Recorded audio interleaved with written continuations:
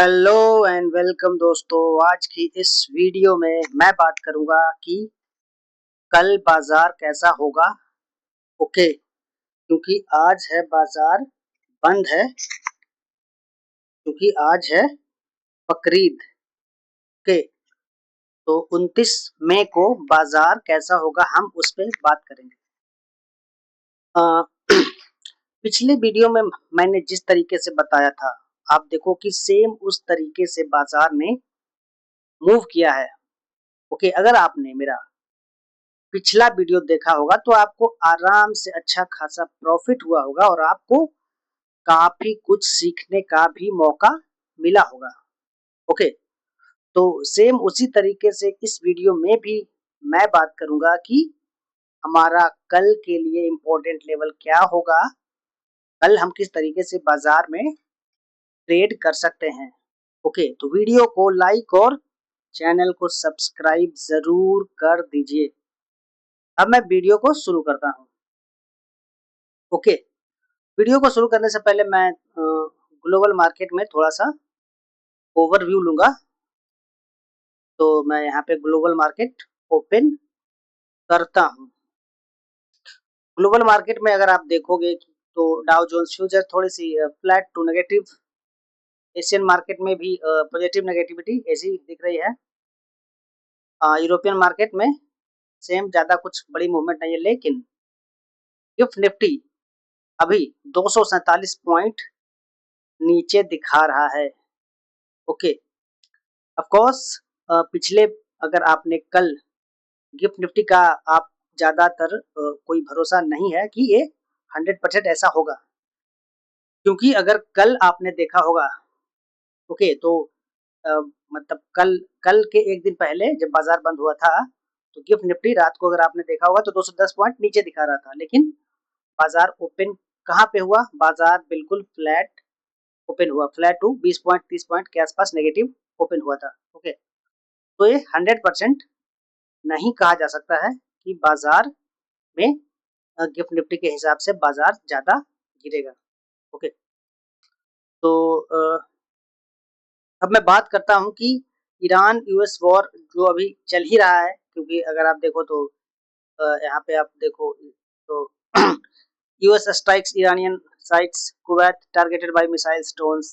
Okay, तो ये चीजें कंटिन्यू चलती रही है। इस वजह से आप देख रहे हो कि बाजार में अच्छी खासी मतलब गिफ्ट निफ्टी में अच्छी खासी गिरावट देखने के लिए मिल रहा है। तो ग्लोबल का टेंशन, मिडिल ईस्ट का टेंशन है, वो कभी बढ़ जाता है कभी घट जाता है। ओके, कभी लगता है कि सीज फायर होगा, डोनाल्ड ट्रंप की तरफ से ये बयान आते हैं, लेकिन कुछ शर्तें हैं जो ईरान की तरफ से हैं, वो ट्रंप प्रशासन नहीं मान रहा है, और कुछ शर्तें हैं जो ट्रंप प्रशासन ने रखे हैं ईरान के लिए, वो सॉर्ट आउट नहीं हो पा रहे हैं। ओके, तो इस वजह से ये चीजें तो चलती रहेगी।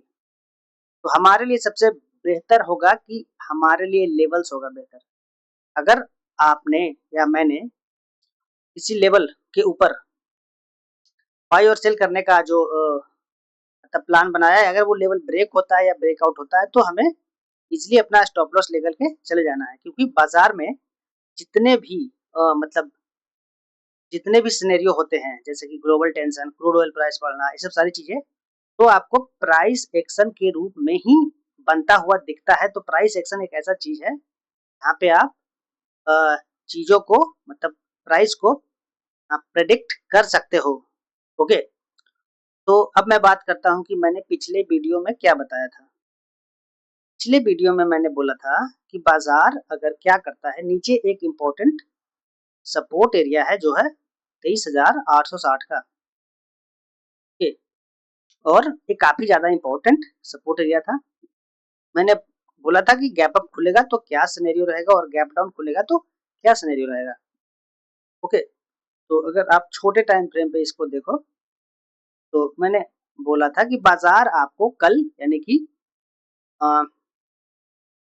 जो एक्सपायरी था सेंसेक्स का, उस दिन आपको ज्यादा स्टडे को ज्यादा मूवमेंट नहीं मिलेगा, बाजार एक रेंज में घूमेगा। ओके, मैंने बोला था कि अगर काफी ज्यादा ऊपर जाता है तो ऊपर का जो 24,000 का साइकोलॉजिकल लेवल है निफ्टी में, वो वाला वहां से रिएक्शंस, और नहीं तो और ऊपर जाएगा तो लोगों को ट्रैप करने के लिए ये जो ट्रेंड लाइन है 20-30 पॉइंट और ऊपर जा सकता है और फिर वहां से रिजेक्शन देखने के लिए मिल सकता है और बाजार आपको इस रेंज में ही देखने के लिए मिलेगा और एग्जैक्टली ऐसा ही हुआ है। ओके, तो कल हम किस तरीके से काम कर सकते हैं, सेंसेक्स में भी आप देखो यहाँ पे सेंसेक्स ने भी सेम इसी तरीके से मूवमेंट दिखाया है, सेम एक जोन में घुमा है। तो कल हम किस तरीके से काम कर सकते हैं उस पर बात करेंगे। अभी हमारे लिए सबसे ज्यादा जो इम्पोर्टेंट लेवल कौन कौन से हैं, सबसे इम्पोर्टेंट लेवल 24,000 का लेवल है जो कि है ए वाला। ओके, और नीचे का जो लेवल है वो है हमारे लिए 23,850 के लेवल।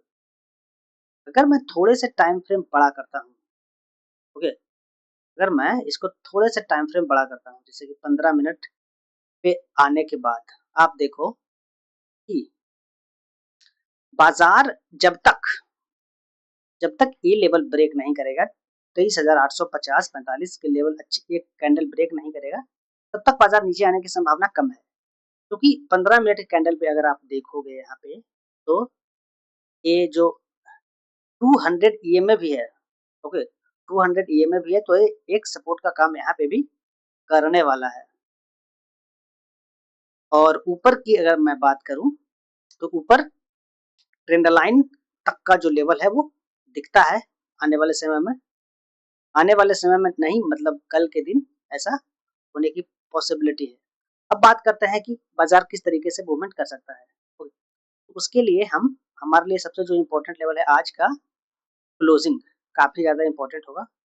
हम क्लोजिंग को यहाँ पे मार्क करेंगे, यहाँ पे मतलब यूं कहें कि 23,900-920 के आसपास। ओके, तो अभी बाजार साइडवेज ही है, अगर आप देखो तो यहाँ से यहाँ तक कितने पॉइंट है, बिल्कुल 130 पॉइंट 40 पॉइंट, तो इतने में आप क्या ही ट्रेड कर लोगे। तो मैं यही बोलूंगा कि बाजार को कहीं ना कहीं ब्रेकआउट या ब्रेकडाउन होने दीजिए, तब आपको अच्छी खासी ट्रेड मिलेगी। ओके, इधर साइड में अगर ये 24,000 के ऊपर सस्टेन करता है, प्राइस 15 मिनट का सस्टेन करता है तो आपको एक ऊपर जाता हुआ दिखेगा। लेकिन अगर आप बाइंग करना चाहते हो तो बाइंग करने के लिए सबसे जो इम्पोर्टेंट एरिया है वो ए वाला एरिया है 23,860 या 50 के लेवल्स।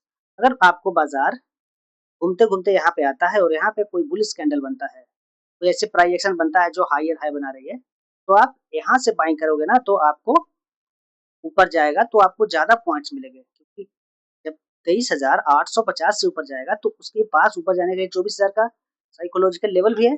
और अगर साइकोलॉजिकल लेवल को ब्रेक करता है तो ये हमारे लिए जो ट्रेंड लाइन मैंने बनाया था ये वाला, तो ट्रेंड लाइन तक भी ऊपर जा सकता है। ओके, इजीली ट्रेंड लाइन तक ऊपर जा सकता है और उसके बाद में जो ये एरिया है 23,130-40 वहां तक भी आराम से आपको मिल सकता है। तो जब तक ये लेवल नहीं टूटता है, शॉर्ट के लिए तो बिल्कुल ही मत सोचिएगा। ओके, अगर इस लेवल को होल्ड करता है यहाँ पे 23,850 को, तो ऊपर की तरफ ही जाना बेहतर होगा मेरे ख्याल से।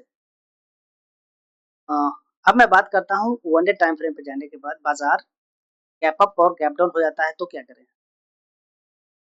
अगर मैं यहाँ पे देख रहा हूँ तो आपको इस लेवल के ऊपर ही जो ये लेवल है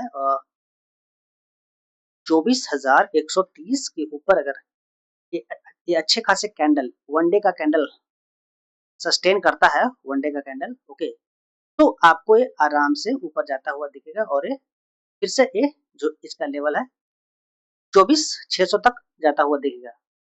हाँ, जब तक एक दिन का कैंडल क्लोज नहीं करता है एग्रेसिवली बाइंग करना बेवकूफी है, बाजार कहीं भी आ सकता है। अभी बाजार एक रेंज में चल रहा है, इस रेंज को आप प्ले आउट करने की कोशिश कर सकते हो। ओके, ये रेंज का जो कि 250 पॉइंट की रेंज है।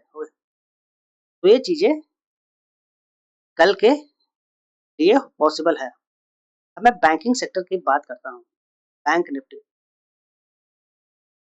बैंक निफ्टी में भी मैं सेम उसी तरीके से बताया था कि बैंक निफ्टी एक जोन में घूम सकता है, लेकिन एक अभी एक बड़े जोन की तरफ बैंक है, तो बैंक के लिए सबसे बड़ा जोन ये है।